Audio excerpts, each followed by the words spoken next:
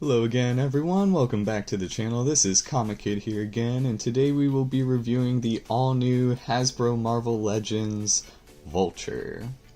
This is part of their newest Spider-Man wave of figures, as you can see on the back of the box. That's everyone else in the wave, and honestly, Vulture's the one that I'm looking forward to the most, as I'm sure a lot of other people are. And he's probably the only one in the set that I'll get. I might pick up the ones from the game. I might pick up the Superior Octopus one, but for the time being, Vulture's really the only one that I want, and he was actually also the only one that my Walmart had at the time, so I very quickly grabbed him while I could. Now, one of the things I love most about this figure already, just by looking at it, is the way Hasbro packaged him. You see the Demogoblin head and the alternate Vulture head, but the way the wings sit in the package, they're not attached to the figure just yet, but it definitely looks as though they are. And I'm really curious to see how they did the wings here, how they're gonna pull them off, and so yeah, we'll go ahead and get him opened up. Alrighty guys, here he is, and out of the box and everything. And I gotta say, I'm pretty impressed with how he turned out. I initially thought the wings were all one piece, but they are two pieces for each side, and they plug into these on the back here of his arms. And I think that's really cool because it gives you a lot of range with the figure, like especially in terms of posability. Like if you only want him to have one wing for some reason, you can. But having it split up into two pieces allows for a lot of dynamic range within the wings themselves. And I'll show y'all what I mean in a second. But as far as general sculpt goes, I think Hasbro really nailed it.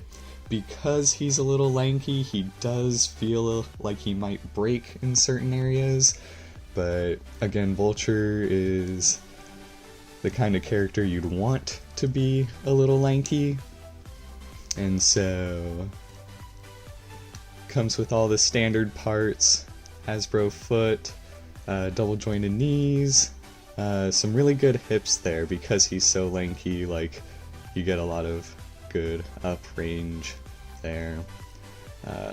Hip swivel, ab crunch. He does have double jointed elbows, which are a bit stiff, but they work. And he does come with butterfly shoulders, which are actually like super weak in range, at least. Maybe it's just my figure, I don't know. But I don't really feel like it offers a lot there.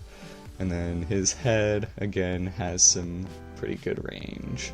Can actually even go down pretty well, even though the, like, fluff of his neck is there. Like, it's still got some good range of motion. As far as paint goes, it's really hard to screw up Vulture, but I think that head sculpt, the original one, is, like, just fantastic. He's got a little bit of pink in the eyes. He's got the spots on his head to show his age, and like they really did a good job with the head sculpt. He does come with an alternate head as well, and personally I don't like this one as much. It looks good, I just don't think I'll ever end up using it. I definitely like the classic unhooded one much better. And then he does come with the Demogoblin head, and this is actually a really impressive sculpt. Like, I'm kind of impressed with how this turned out. I don't think I'll ever have the full build to figure for him, but I mean, that head sculpt alone is still pretty nice. And I apologize for the major jump cut, my camera fell over, but we will go ahead and attach the wings on this bad boy. So, get one in there, and you will feel them kind of click. You don't really get a noise out of them, but they do click. And one thing they did really well is the sculpt of the wings line up perfectly with the rest of the figure. So